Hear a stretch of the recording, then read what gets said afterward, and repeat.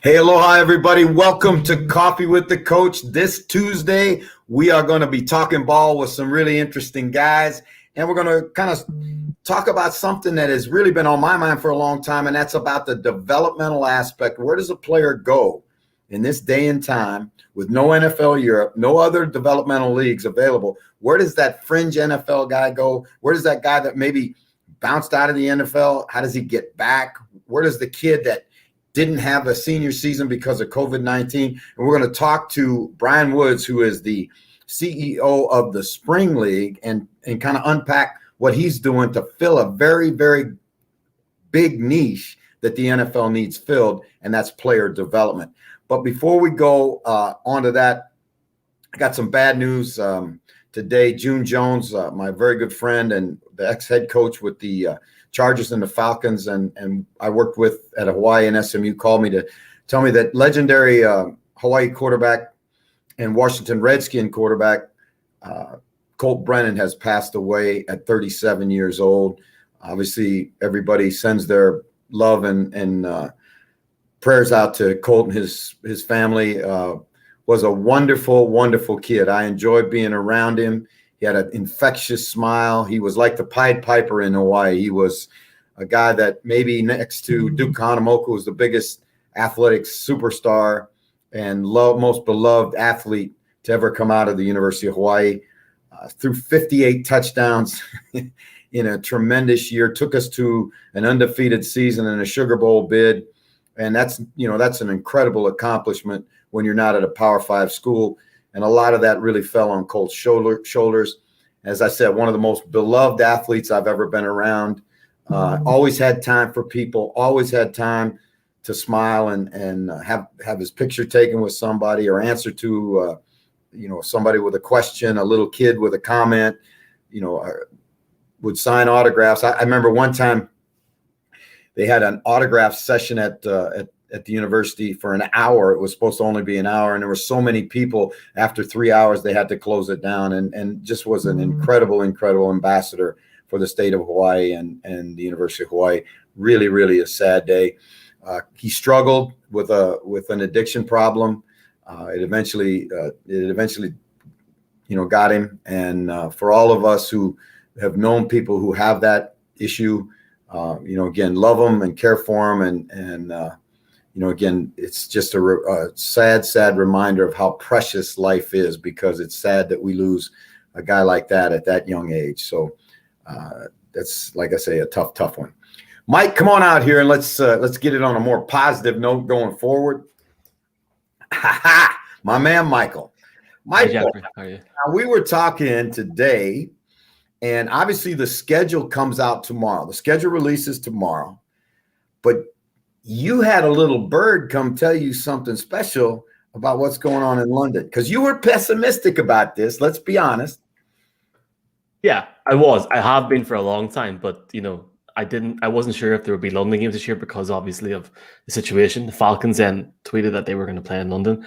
The Athletic tweeted at around 5 o'clock UK time that there'll be 2 London games this year, both. But it seems, this is from the Athletic. It is not from the NFL UK. It's from the Athletic newspaper or news articles online. Falcons and the Jaguars both playing in Tottenham, not Wembley, as home teams. To be announced who they're going to play. Jeff, I have no idea who they're going to play. I don't know if you have any idea who they're going to play. My guess would be Tua against Trevor, which would be lovely, and Washington against Atlanta. Well, I don't know if that's going to happen, but just chew on that one for a second. Those 2 young quarterbacks in London, whoa, would that be outstanding? Regardless what happens, obviously you're going to get great teams in London and you're going to get great viewing. I'm just really happy, like you, that according to everything that we hear from our sources, that there will be 2 games in London. Hopefully we'll confirm that tomorrow when the schedule's released, and we'll all take a look at, those pairings, because, obviously the schedule means an awful lot to every team. And we'll chop all that up next week when we get together. Let's talk a little Timmy Tebow mania. Are we talking about, could there be a comeback with a guy that has not played football in 9 years, been through a minor league baseball career, signs with the Jaguars with his old college coach, Urban Meyer, as a tight end. What's your take on that one, Michael? Amazing. It's almost like me being back in school again in religion class and learning about the resurrection after 3 days at Easter. I mean, it's incredible. After 9 years, though, man. And we're not talking about 3 days. We're talking about 9 years. I'm stunned. I was one of the guys that bought the Tebow jersey about 3 weeks before he left the Broncos. So I mean, maybe I'll get a chance to wear it now. I'm stunned, but like I think it's PR wise, it's a good laugh. But like I mean, will he actually do it, Jeff? Will he make it? Will he play a down in the NFL? Maybe in the preseason or something for a laugh. But I don't know, man. I don't know. I'll tell you what, this is like we've always said since day one. This is your show. This is the viewer show. This is the fan show. So hit us with what your reaction to the Tim Tebow news is. And again, as you send your takes, questions, rants, whatever it is, make sure you put where you're from along with that. As I said earlier, the schedule release comes out tomorrow. Interesting comment for you Denver Bronco fans from the lips of Teddy Bridgewater. And Teddy says, competition makes people better. And we are going to have a quarterback competition in Denver. Again, Aaron Rodgers is looming out there somewhere. There's all kinds of speculation. He's leaving, he's not leaving, all that. Denver is a possible landing spot. But regardless, Drew Lock and Teddy Bridgewater will compete with, unless magic happens and Aaron Rodgers comes to the Mile High City. It'll be those two battling it out in training camp. I think it's going to be fun to watch. Let's go now. Is Brian with us? Brian seems to be having a couple of network issues, right? So he is on and off. What we'll do is I'll put some comments up very quickly, and I'll just let's take some calls while we're trying to get his line hooked up. All right, Owen says, "Woo! I love a woo. You know me. I love my Ric Flair woos. Time for the coach to style and profile, baby. Before you say Mumbles, and we're talking about Mumbles Wales. Mumbles Wales, one of my favorite vacation spots in all the world." Fred Flunk's throwing his woo in here. Now that's a big woo right there. And he says, let's go get this tribe. Hey, Fred came up with a great idea, and I thought this was really, really cool. If we put together a T-shirt for the tribe, right, a tribe T-shirt that we could sell and then give the money to a charity, nonprofit situation, give all the money to a charity, would you be willing to jump in with us and wear your tribe T-shirt proudly and help raise money for a charity? Let us know, and we will proceed further with the idea. My man, Fred, I appreciate that.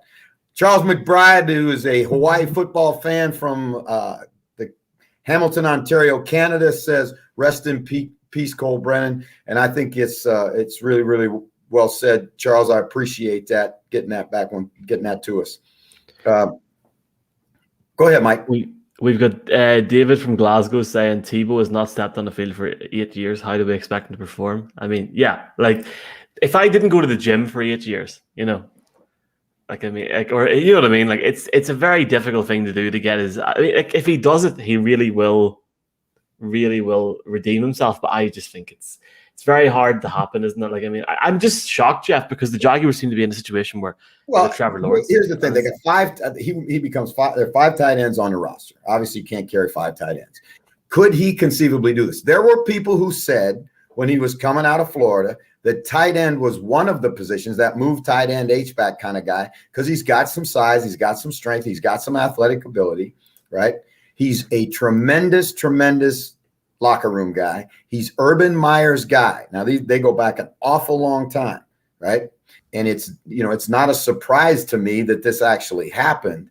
And remember when Trevor Lawrence was 12 years old when Tebow was playing, he was a huge Tim Tebow fan.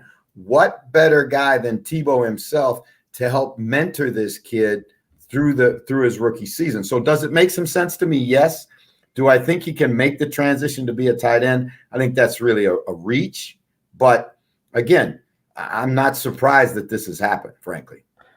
And again, as well, Trevor Lawrence is a guy that really does have his faith. He seems very grounded for his young age. Seems a lot more mature than I was at that age. So maybe both on and off the field, he will help him, as you said. Jay Dana, he says, Coach, there have been suggestions that Watson will be available in 2021. Do you think this is likely? Well, I think it's going to be really interesting to see how that whole thing transpires. Whether he's going to be available is one issue. Whether he's going to be able to play is the second issue, because we don't know where this thing is going to go with the commissioner's office and all of that. So I think, I saw a thing in Pro Football Talk today that the Texans are talking about all these options that they have at quarterback. Well, to me, none of the options are particularly good that they have at quarterback. Deshaun Watson is who they need to be their quarterback. If they can heal that relationship, if he's able to play, that's the best thing for their new coach, their new staff, their new direction with the Texans. But again, there's a lot of water that's got to pass under the bridge before that happens. All right. Got anything else for me, Mike? I'm still waiting on Brian. So, Brian, if you are watching, please try to come in at some point and we'll get you on. Might get a surprise guest for you, Jeff, while we're waiting on Bucky Brooks. We'll see what happens. Got loads of comments coming in here. We've got Terry Mack, who I think is in the UK. Forgive me if you're not, Terry, but Fields to start at the Bears. Do you think Fields start at the Bears first week?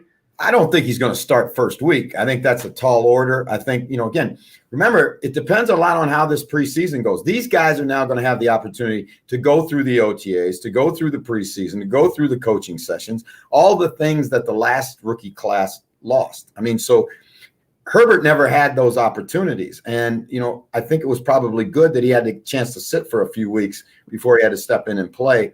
I think it's always better to play a player a little late than a little early, because especially at the quarterback position, there's such an enormous amount of work that they have to do to really understand the NFL game.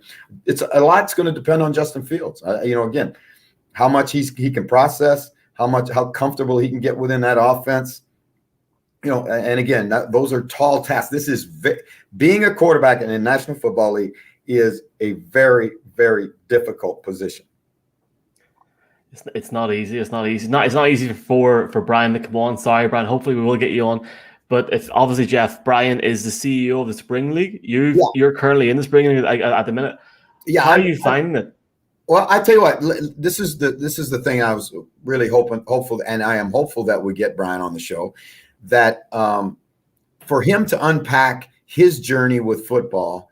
Here's a guy that worked in the New York Jets front office, and he worked for the league office for a short time, and came up with the idea because he saw a need for a developmental opportunity, because there's so many players. Again, we talk about 2% of football players ever sign a pro contract. Well, there's a huge number of players that are close to that maybe didn't get a pro day workout. Maybe they were hurt. Maybe they're guys that were in the league and then bounced out of the league and want to come back in the league.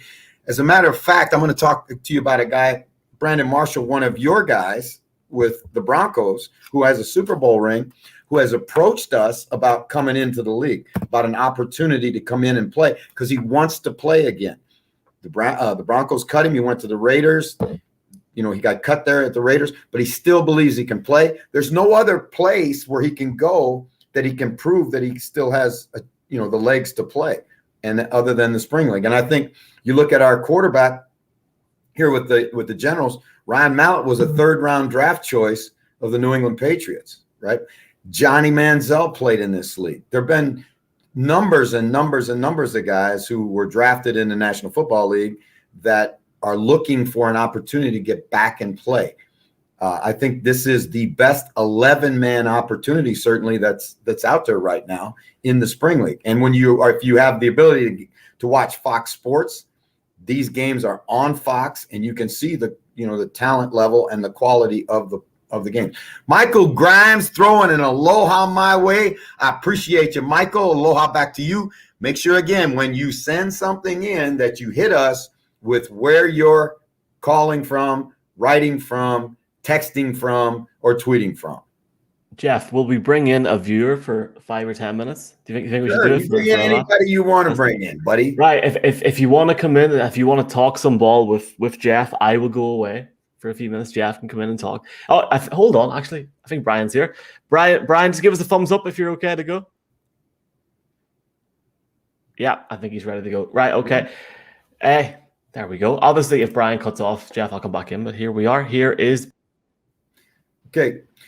Ladies and gentlemen, this is Brian Woods, and Brian is the CEO of the Spring League. All right. And again, you can follow them on Twitter at the Spring League, Instagram. And again, if you want to YouTube and watch the games, if you don't have access to Fox Television where the games are on, you can access the games on YouTube. Brian, welcome to the show. Great to have you. Yeah, great being on the show, Jeff. All right, now I kind of went through your history. And again, what was it that compelled you as a young guy to say, I want to start my own league? I want to start an opportunity for guys, create an opportunity for guys to play this game.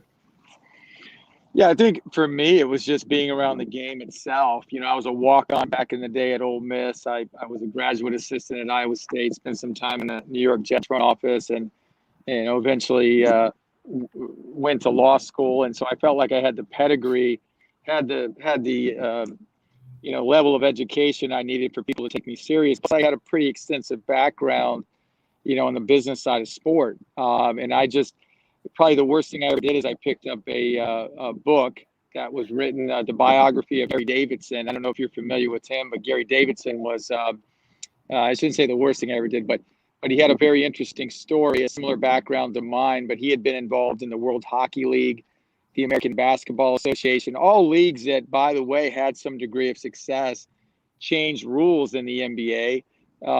And these teams merged. Some of the teams, like the Spurs and the Indiana Pacers, are not part of the original NBA. They were very much part of the American Basketball Association. And I think there's even teams in the NHL today that were part of the World Hockey League. All the leagues he started, the World Football League probably is what he's most famously known for. And they were very limited in terms of the time they played and the level of success they experienced. But I think it was reading that and just that kind of inspired me to try to create a sustainable professional football league that could really fill a critical void in the world, as you know, trying to develop players. There's no middle ground between the college game and the NFL. And there's an abundance, I should say, of qualified professional football talent here in the United States. And so I set out to do that and, put an initial business model together in 2014. I was involved with the FXFL, which was a fall version, if you will, of a professional football development league. And it was kind of unique. But after 2 years, we shut that down, felt like it wasn't the model that we wanted. I kind of regrouped with some of my core investors, and I laid out the framework for what is now the Spring League, and they were very, very enthused about that, and they definitely saw financial components to it that made a lot more sense to them. And here we are. We started in 2017 with 4 teams, a very limited budget, but the idea was we were going to continue to grow it and try to get more traction each and every year. And really what we set out to do was to get as many guys in our league signed to professional football contracts, meaning for us, the real priority was the National Football League. And so since we launched in 2017, we've had 104 players signed to the NFL. So I feel like we're definitely walking the walk. And a big milestone for us last year was signing the multi-year agreement with Fox. And Fox has now taken an interest in my company. And they are committed to getting behind my property. They like what we're doing. They have a lot of faith in the Spring League and our business concept.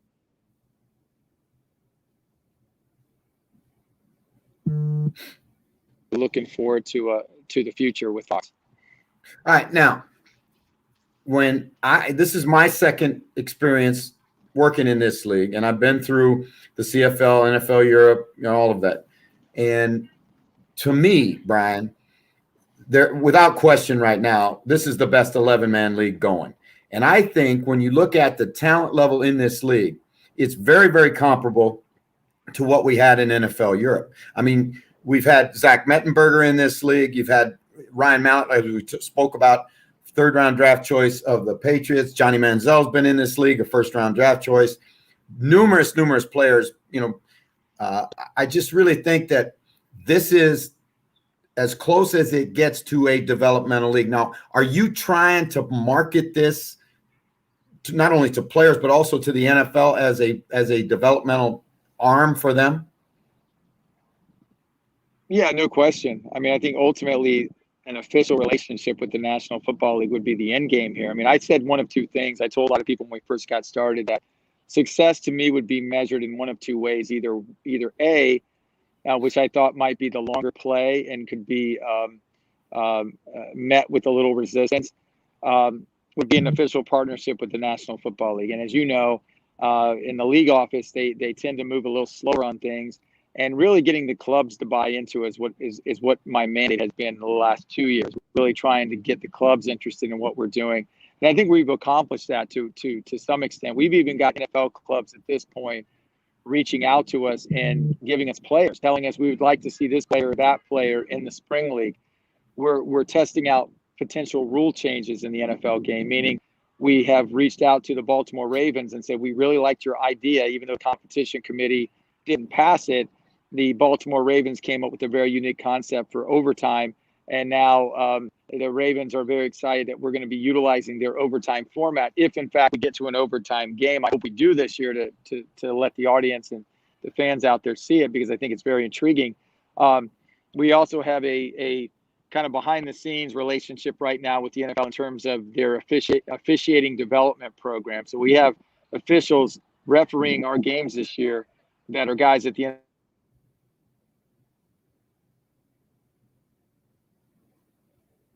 But hoping to, bring them out of the major Division I conferences here in the United States and put them to work in the NFL at some point. So there are definitely a lot of things that are happening behind the scenes that we're not necessarily putting out there in the public domain. We don't have an official relationship with the National Football League at this point, but I would tell you that the relationship I have with the league office and the member clubs is very strong. And that goes without saying. It's the same with the National Football League Players Association. So we've positioned ourselves and market ourselves as such. We had almost 400,000 people watching our game this past Saturday. And I would tell you that was still a very good number for a league that has no city affiliations, for a league that really is out there walking the walk with little to no promotion and no fanfare. So we're very much encouraged with what we have done with a very limited budget, not to mention that at the end of the day, people watch our games and they don't see a drop-off, not much of a drop-off from real professional football. So the product is good. That is what time and time again, people, fans, football enthusiasts alike, are all complimenting us on the product that we're putting on display. But ultimately, we're trying to develop players, and there's a bigger play in store. That I will tell you. There's a lot of things happening right now behind the scenes with myself and Fox, and how we're growing this, and additional projects that we're going to undertake here in the coming weeks. So we think there's a much bigger play for us in the football world. But right now, we're starting off kind of small, but we're continuing to grow, and I believe we're on the right path right now as a company and as a league. See, I think this is real important that the fans and the listeners understand this. It transcends player development, because one of the things that NFL Europe was a place where every official that made the jump between college official to NFL official had to go through NFL Europe, because the speed of the game at the professional level is so much faster. It's not only for the players a chance to get used to that, it's for the officials to get a chance to get used to that, to referee the game using NFL rules with athletes who are much bigger and much faster than the typical college athlete. The spinoffs were also trainers, equipment guys, filmers, all of those places. These kinds of leagues create opportunity, and that's what's so important. And to say, Brian, that you had over 400,000 viewers in your first weekend on Fox, I think is a tremendous, tremendous number for a new league.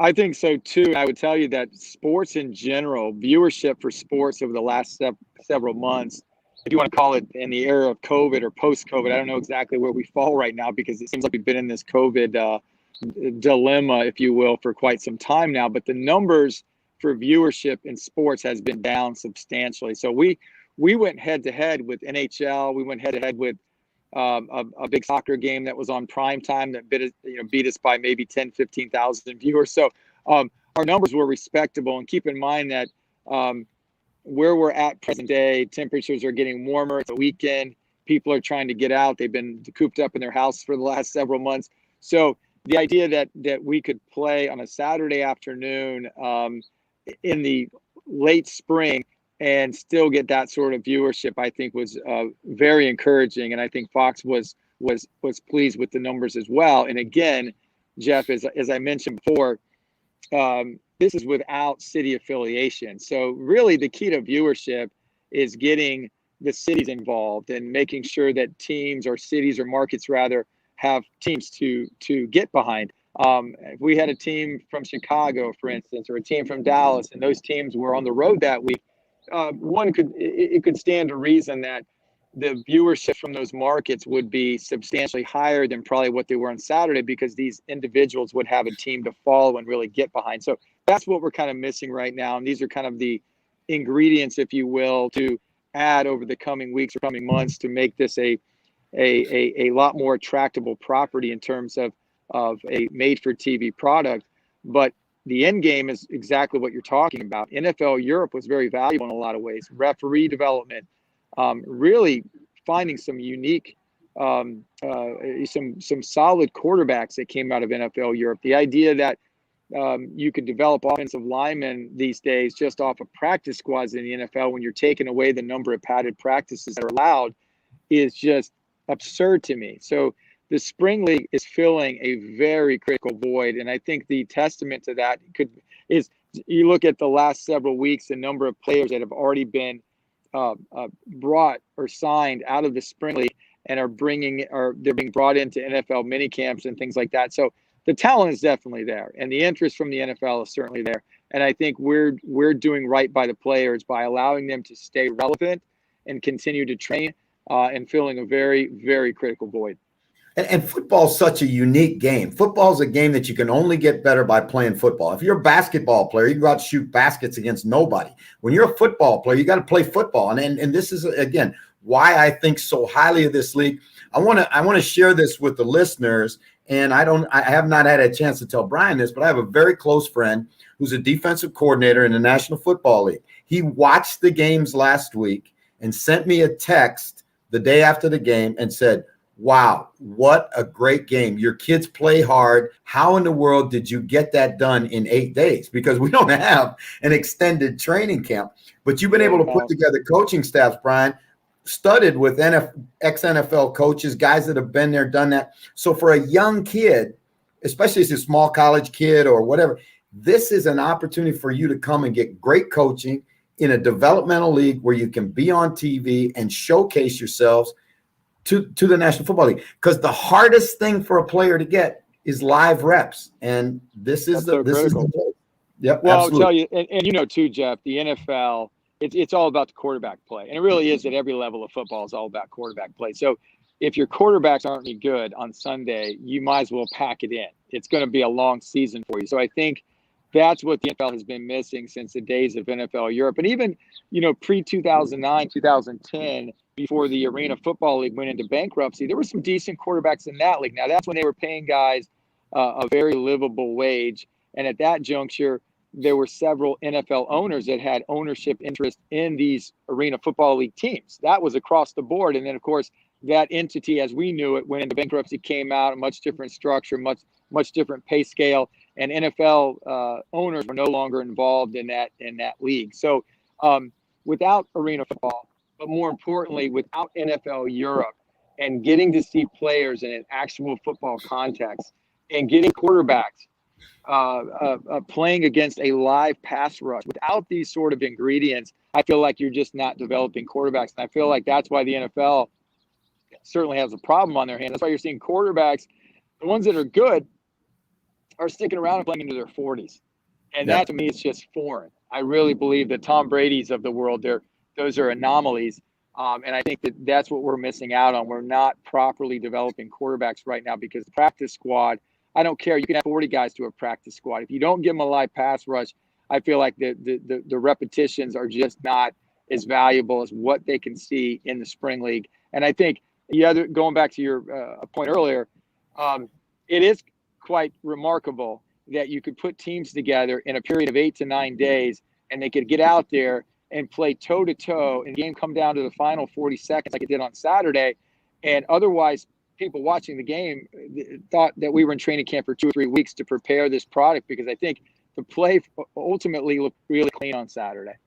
Yeah, I agree with you. Now, Brian, there's two things I want to hit on before you go. Number one is, if I'm a young kid out there, right, who is still harbors that dream of becoming an NFL player, a professional football player, how does he go about, getting in the spring league? What's the because we've got listeners all over the world, and that's the next thing I want to talk about, is the international aspect of it. But right now, for a player or an agent that wants to see his kid playing in this league, how do they go about finding their way to the league? Yeah, it's a really simple process. All they need to do is drop us a note. If they know a coach in the league, or someone involved with the league, they can certainly reach out in that realm. But outside of that, they can send an email to info, which is just info at thespringleague.com. Just kind of give us their pedigree, tell us a little bit about their background, send us film clips, kind of the basic information that we'd want to see: the age, the height, the weight, the position, and the level of experience. It's really what we're looking for. And as you know, this is the long season. This is different in terms of, this is the longest season that the Spring League has ever conducted. And so it stands to reason that the initial rosters we began with just a couple of days ago are not the rosters that we're going to finish with 100% across the board in each team over a 6-week season. The natural attrition of a season in terms of injuries, we're certainly going to have to bring in more players as the season goes on. And so I think it's important to keep people interested. More importantly, we have had an interest from day one in developing international talent. We've had players come in from Germany, Spain. We've had a lot of players, numerous players come in from Japan. Some of the top players from their X League come in. And we've had interest from the teams in Mexico and the league down there. So we're all about trying to find quality football talent, not just here in the United States, but abroad. And I think that the international community really has, we have been put on the radar, especially in Japan. And the Spring League is very big in Japan. And so we certainly want to continue to try to find those, identify those sort of prospects, bring them over, let them experience competition here in the United States, because you can play in Europe. You can play in Japan. You can be pretty good at what you're doing over there, but you're still not seeing the very best talent. It's like Major League Soccer. Major League Soccer is reputable here in the United States, but if those guys go over and play in Europe, they're going to get beat, and they're going to get beat, and they're going to get embarrassed. So the best football is played here in the United States. So in order to see that sort of competition, really gauge what their skill set looks like, they need to come here to the States. They need to be training alongside our players. And more importantly, they need to be working with coaches like you that have the level of experience that you do, so we can really see if we can develop something out of them. Well, Brian, I really appreciate you coming on the show, and I appreciate you, spreading your message, because certainly around the world, there are far more players that can play in the National Football League than do play in the National Football League, and they need an opportunity, and that is what the Spring League is all about, opportunity. Brian Woods, thank you so much for joining our show today. Thanks, Jeff. Appreciate it. All right, man. Take care. Again, I think that's really a great thing for everybody to understand. In the off season, in the long year, the Spring League does what they call showcases, where you can come to a showcase, get tested. You're going to get an opportunity to play, be coached, and at the end of the week, actually play in a scrimmage. And so that's a great opportunity for a kid that maybe doesn't have a lot of film, or, there's so many great stories about these guys and how they've, fought and scratched and clawed their way into a professional football camp, or signing a contract, or making a football team. Bucky Brooks, one of my all-time favorite guys, is coming up, and it is going to be nothing but fun unpacking Buck's career, talking ball with one of the really, I think, premier analysts at NFL Network, and a absolute scouting guru. So, Buck, if he's here, let's bring on Bucky. There he is, ladies and gentlemen. You're looking very studious today with those glasses on today, Buck.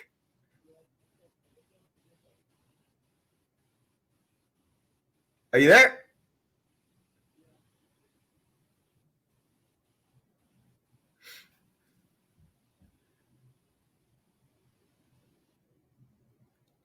I got you. There we go. There we go. Bucky, What's happening, man? How's everything?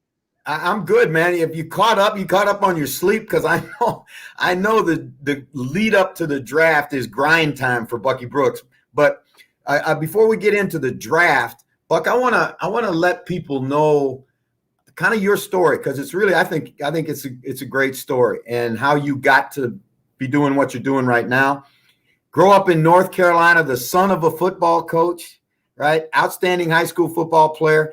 And for some unknown reason, you land at the University of North Carolina. Now, what took you to Carolina? Because I know you're proud. I look and you got your jerseys in the back of you. You know, Jeff, like, so for me, Carolina was always the place I wanted to go. It was the only place I wanted to go. Like when I was a kid, I used to go over to Chapel Hill and go to Picture Day. And so there was me with Liz Taylor and Famous Lawrence and Kelvin Bryant and Earl Winfield, who starred for a long time in the CFL. Those were my guys.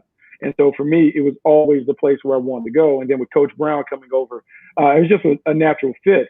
And then being on the campus and not only being on the football team, but running track and being able to be around all of those athletic teams and the great coach there and the high standards that they had in terms of championships, for me, it was everything. And then to take that and to leverage it to go to the National Football League and spend parts of 6 seasons in the league for a bunch of great teams and great coaches, it was everything. And so it was a great journey, and it's one that allowed me to kind of learn a bunch of different things about building teams, evaluating top players, to kind of parlay that into front office positions and eventually a media career.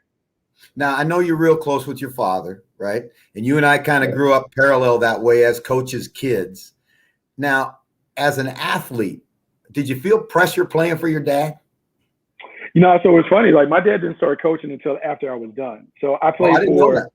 Yeah, he started coaching right after I got done. So he coached along once my younger brother, Kevin, was playing.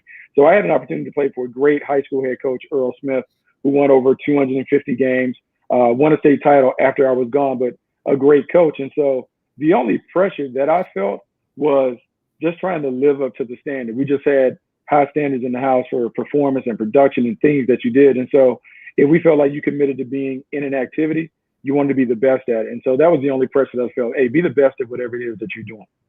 All right, now you go to Carolina and you show out at Carolina, and I want you to take us through, because I've never heard you say this. I've never heard this story. I want you to take us through your draft experience, your combine, the lead up to the draft, and what draft day was like in the Brooks house. Yeah, no, draft day was a crazy experience. I feel like every player has this unless they get the phone call very early. So I was the 48th overall pick for the Buffalo Bills. At the time, I want to say the draft was broken up between first and third. The first through third round went on the first day, and then the 4th through 7th round went on the second day. And so the 48th pick, man, the draft may have started about 3:30. I think the phone call came around 10 o'clock at night. So you can imagine that is a long time to wait for the call, and having a draft party at the house. All the food was cold. We've already eaten 2 and 3 times. The people have pretty much left because you don't know if you're going to get picked. So it was a very up and down journey, but it was one that was very memorable because I think all of us had played in the front yard dreaming of hearing your name called, dreaming of being like, hey, second round pick, Bucky Brooks, this is that. And so to finally have it come to fruition, I think it was kind of like the end of one dream, but the start of another, because everyone wants to hear their name called. But then it starts with the big dream, which is to play in the league. Were you watching TV? Were you watching it on TV? Yeah, I think at the time it was on ESPN. That was the only channel that covered it. So I remember watching it, and just like the one thing that you want to get the phone call, then you want to run to the TV. You want to hear them say your name, and you want to see them play the highlights after it. I think that's the excitement for everybody. So it was exciting to be able to hear your name called, but then to see the videos and all of those things play out after that. So now you go to Buffalo, right? Now Buffalo's not Charlotte. Buffalo's Buffalo, right? What'd you think about being drafted by the Bills? You know, it was great though at the time because the Buffalo Bills had gone to 4 straight Super Bowls. So for me, it was, hey man, I'm joining a premier organization, a team that knows how to win. I get the opportunity to play with future Hall of Famers, Jim Kelly and Thurman Thomas, Andre Reed, Bruce Smith. Man, they have the secret sauce because you know, Jeff, and coaching for a long time, to get to the championship game 4 years in a row, and even if you've lost it 4 years in a row, the journey to get there and to be a dominant team is one that is crazy. To play for a Hall of Fame head coach and Marv Levy, I was really excited because everyone wants to know, what's the secret sauce? How do you win and win at that level? And so to have an opportunity to play for that team and see how they did it, it was a great opportunity, great experience. Yeah, you talk about as a young receiver, going to the red gun offense with Jim Kelly throwing the ball to you and Andre Reed, and you talk about that's got to be like a dream come true, and you're going to be a returner, right? And so you say, man, this is good here, right? And then all of a sudden it takes a turn for another direction, right? Talk us through that. You talk about the Buffalo Bill experience as a returner, returning kicks. I mean, you understand that, man. You're a crash test dummy sometimes when you're back there returning kicks. And so the middle of my rookie year, I'm returning a kick against the Kansas City Chiefs. No one's around. I make a hard cut, and my knee gives out. And at that moment, I partially tore my ACL. I rehabbed hard to get myself back to come back my second year, but I just wasn't right. And not only from a physical standpoint, but mentally, it's the first time I'd ever been hurt. There's the pressure of trying to return to your own performance, and maybe you put too much pressure on yourself. You don't necessarily know how to prepare. So ultimately, at the end of training camp, I was released. I was cut. So I go home. I'm sitting on the couch. I have a few workouts for some teams. I work out for the Jags, the Panthers. I work out for the Pittsburgh Steelers, and then the Green Bay Packers call, and I work out for them. And I work out for them early in the year. And during that workout, as you know, man, I'm struggling because I hadn't caught a ball. I go back, I'm a high school coach, and I hadn't caught a ball. You can't get anyone to throw the ball that's comparable to what an NFL quarterback looks like. So you go, I remember working out in the indoor facility. TJ Rubley, the quarterback, is throwing. He's one of the hardest throwers that you can imagine. And he played quarterback for me, so I know TJ. Okay, so he's all fastball, no changeup. And so I think he believes the workout is for him and not for me. So he's throwing darts in a dark indoor facility. I can't see it. I am bouncing the ball all off my chest. I dropped one early, so now my confidence is shook. So now I'm body catching everything. So in the middle of the workout, Hall of Fame executive Ron Wolf says, "Hey, let's do this. Let's see if you can backpedal. Let's see if you can turn or transition and do some things." I hadn't played DB, since my youth football days. So I backpedal, I speed turn, I ran really fast in the 40. I ran sub 4.4 in the 40. So that gave me a chance. And so at the end of the workout, they're like, "Man, we really like the athleticism and the speed, but we think we might want to bring you back as a DB." Now, what'd you say? What'd you think about that? Like, say, well, huh? What? Yeah. So it took a while. So I go home for a while, and John Snyder, who's now the general manager for the Seattle Seahawks, would call me every Tuesday morning. "Hey, man, how you doing? What do you think? Hey, man." And so, Jeff, it's one of those things where, man, you go 6-7 weeks, the phone ain't ring. You become more receptive to the idea of, "Hey, man, do whatever you got to do to get into the league." And so week 13, they called and brought me up, and they said, "We're going to bring you up as a DB. Hey, you'll practice as wide receiver, but at the end of the season, we'll flip you over." And so it was a great opportunity to play offense. I wasn't on the practice squad, but basically I was a scout team wide receiver with Brett Favre throwing, guys doing all that other stuff. And then at the end of the year, they say, "Okay, we're going to transition." And Bob Valicente was the DB coach, and I wore him out trying to figure out how to backpedal, how to do drills, or whatever. But I would say it's the best thing that ever happened to me because it gave me an opportunity to look at football from a different viewpoint.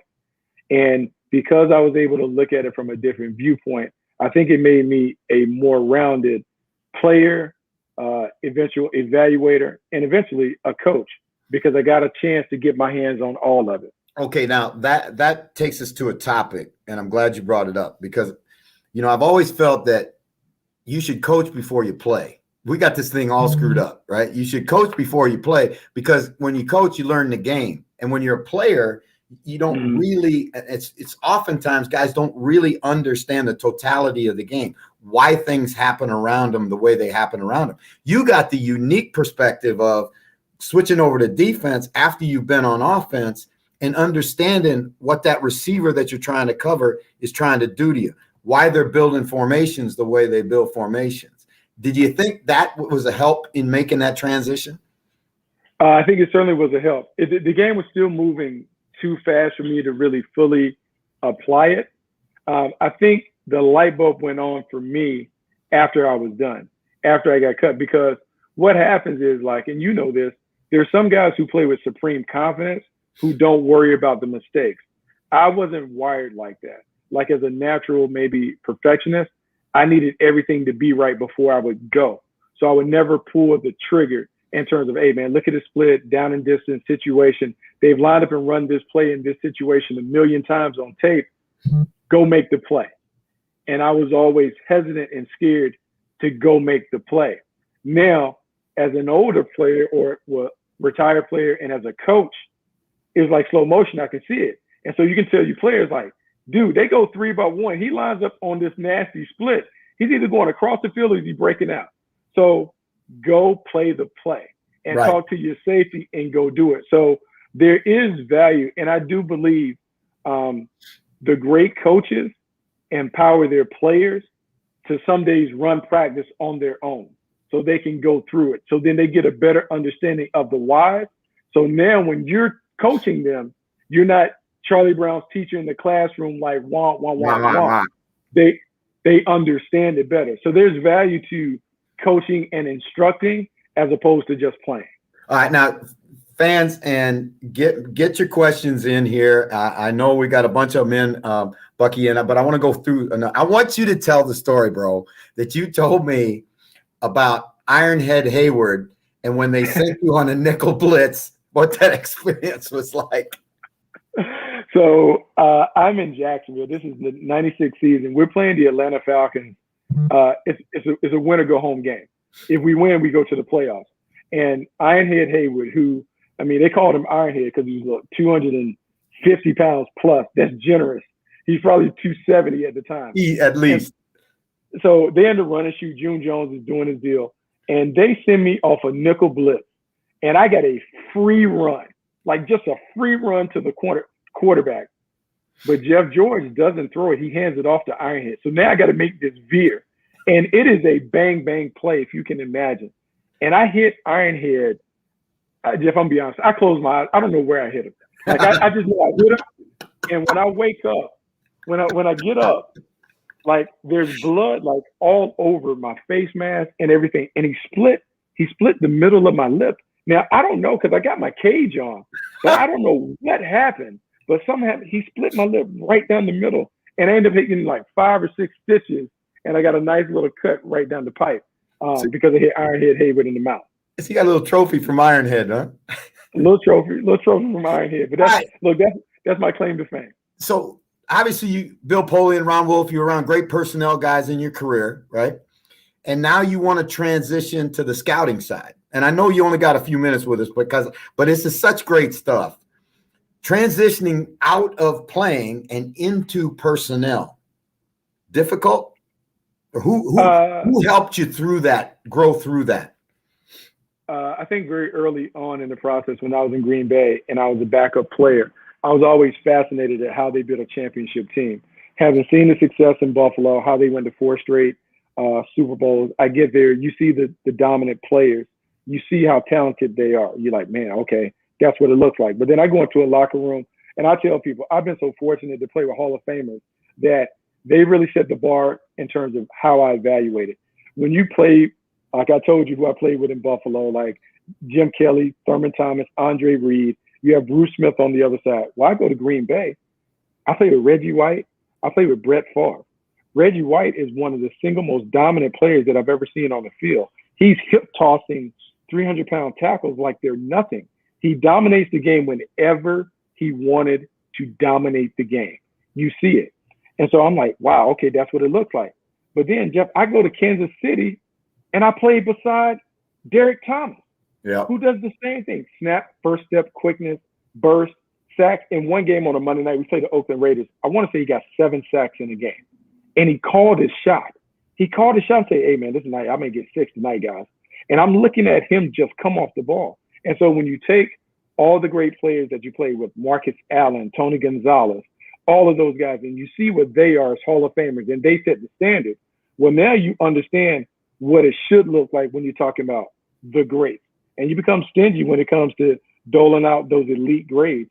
And so for me, it is all about my experience playing with great players, setting the bar for how I look at players, and why I'm reluctant to say, hey, man, this guy's a great player, because when you've been around greats, you know, good is different than great. Good and great are way different. All right. What's not different is this show's all about you. We're going to open it now for questions with Bucky. So, all right, Glenner from Belfast says, Bucky, what's the biggest difference going from college to the National Football League? Speed of the game. The game is so much faster in the pros than in college. When you're in college, by the time you're a fourth year or fifth year player, the game is in slow motion. When you get to the National Football League, everything happens fast, and there's a level of urgency that you have to learn how to play at. When you're playing in the big boys league, man, you have to come equipped, and you have to play like everything matters. And so Jeff would talk about running to the ball, effort, energy, physicality, toughness. You got to bring it each and every week. And the speed changes from preseason to regular season to postseason to then the championship level games, Super Bowl, Grey Cup, whatever that is. And so you have to adjust to the speed and the urgency that is required to play at a high level. Okay, give me another one, Mike. Shank Club UK says, who did Bucky have for San Francisco at 3 in the draft this year? Got a draft question for you, Buck. Yeah, no, look, I thought it was going to either be Trey Lance or Justin Fields, because when you move up to 3, you're looking for special, meaning you're looking for a superhero at the position, someone who stands out above their peers, someone who has multiple elite qualities at the position, and someone who can make the coach right when the coach is wrong, be it play call or whatever. So Trey Lance, to me, is a great pick. It's a great fit, because when you look at a kid run for 1,100 yards in North Dakota State, regardless of level of competition, he played like a man amongst boys on the level that he was playing at. I think it translates very well to the National Football League. You know, it's interesting, Buck. I felt the same way through the whole thing. I just did not buy the Mac Jones hype. I just, again, the game has changed so much now that, you make those Tom Brady comparisons, but you got to remember there's one Tom Brady, right? But I just saw Fields as such a superior athlete to Mac Jones that I couldn't imagine that being the third pick. Give me another one, Michael. All right. Claire DeBear, who's a huge Bears fan in London, England, says, what is the X factor that scouts are looking for? So the X factor for me, when I'm looking at it, like, it comes down to, like, there's evaluating how a player plays, and then there's the critical factors that are the intangible qualities. And so for me, I'm looking for guys that have leadership ability, team captains, guys that lead their squad, guys that come from winning organizations. I'm looking for guys who have competitive traits. They love to play in big time games, competition. I'm looking for intelligence, guys that are smart, that understand it, have done well academically, because then I believe they're going to be able to excel on the field. I'm looking for guys that are clutch. When we watch them play in the biggest games, they play at their best. The better the competition, the better they perform. You want those guys. And finally, I'm looking for grit. I'm looking for guys that have had to overcome some things in their lives, in their playing careers. They show enough toughness that when it gets tough for them, they're not going to fold the tent. Ultimately, man, this game comes down to toughness, mental and physical. Are you tough enough to endure the challenges that are thrown in front of you? When you and I were together a couple training camps ago, and you came and worked with us in Hamilton and coached with us and did a great job, that was one of the things we said to the players all the time. One thing I can guarantee in pro football, there's only one thing, and that's you're going to face adversity. You're going to face it on a daily basis sometimes. And if you don't have the toughness to grind it out, whether it's mentally, emotionally, or physically, you're going to be an pro player real quick, because the game will eat you alive. One more, and then I know, Buck, you got to go. Buck, you got, before I do one more, Buck, you got to promise me you'll come back again, because you and I could sit and do this all for hours, right? And I know the fans would love to hear it. So yeah, we can do it again. Like, after we get through this stretch of TV work, we can do it. We can sit on here and talk all day. It doesn't matter. All right, Charles McBride from Ontario, Canada says, Bucky, what's your opinion on the Raiders hitting the reset, rebuild button for the third time under Gruden's tenure, but keeping Carr? Yeah, no, I'm a little surprised. Particularly their offensive line, to me, was like the best part of what they did. And so they got rid of a very veteran offensive line to flip it. Now, the one thing that always common traits when you look at a John Gruden offensive line, they can be big, physical, road graders. They want to mash you at the line of scrimmage. I'm not necessarily in love with how the Raiders have done it because, look, he's been there some time. It's about time to start chalking some dubs up. But we'll see how it goes. They believe in Carr. We'll see if Carr can kind of make the rest of us believers in his ability to get them to a Super Bowl. Buck, thank you so much for coming on today. It's always a pleasure talking ball with you. Again, hope to see you real soon, and thank you for agreeing to come on at another time. Yeah, for sure, man. Love it, man. Thanks so much for having me on, Jeff. All right, aloha. Thank you. Bucky Brooks, one of the really good ones, not only good ones at what he does as an analyst, he was an outstanding scout, outstanding player, just an outstanding guy and an outstanding football guy. So, again, Mikey, throw some questions if we got some questions, and we're going to wrap this thing up here quickly. We've got a few things. Fred Flunk says he will contribute to the shirts. Let's look at that after the schedule release. I'm up for that. You up for that, Jeff? All good? I'm up for that. Always up for that. Owen, as Thomas says, thanks for the insight. Bucky again will be a part of this show as we go forward. Again, one of the outstanding guests that we bring to you guys all the time. Puck and Pigskin Podcast says, Coach Rambo, when can I get you on my show? Hey, you call it, I'll haul it, right? Get me some information, or you can do it through Michael, but I'd love to do the Puck and Pigskin, podcast. All right. Throw something at me. There's one there from Charles dying for some tribe. All right, hey, get a tribe tees. We're gonna put them out there. All right, we're gonna get it. We got to get somebody to design them because I can't draw flies, but we'll try and get them designed. Mike, I got a little something I want to lay on you, dog. It's going to be kind of interesting to see how we pull this off. Okay. I have an agreement. We're talking about the schedule release, right? We're talking about the schedule. That's big news. What may be bigger news is that next week, our guest on Coffee with Coach will be three guys.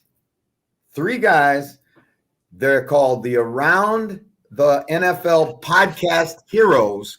Will be right here on this show talking football and taking your questions. So don't tell me that this ain't the greatest show of all time. Whoa! I went full Ric Flair on you there. He did go. For a second, I thought you were going to say just when he said the three guys, you were going to say the Irish NFL show. But the Around, that's incredible. The Around the NFL Heroes, that's going to be unbelievable. I'll be sitting here crying because it'll be next season is after the schedule, getting ready to go. That's going to be unreal, man, and it's going to be great hearing from those guys. That's the biggest show of the off season. Yeah, that's bigger than the People's Draft. Yeah, join us again next week. We will have, and look for the time that it comes up, because we got to kind of work around their schedule a little bit. It may cause us to adjust the show, but we want to do it live so that you can interact with these guys. Again, three really, really good football guys, three guys that are passionate about their teams, and guys that are got huge followings around the world. They will be with us on Coffee with the Coach next week. Michael, great job once again. Again, we just keep knocking them down, brother. Bucky Brooks. You do indeed. And look, Jeff, if it isn't live for the Around the NFL guys, we will make sure that everybody gets a chance on Twitter. So maybe put Jeff an auto tweet, put the notifications on, and I'm sure everybody will get as many questions into to those guys as possible as well. We'll do what we can. All right, and mahalo to everybody who obviously is watching this. Mahalo to everybody who sent a text in, a question in. If you didn't get your question answered today, we will get back together and do it again. Peace out to the tribe from Fred Flunk. Aloha from me to all you, and take care. Take good care of yourselves. Malama one another. Aloha. Indeed. I hope everybody's schedule is what they want tomorrow. Thank you guys. See you later.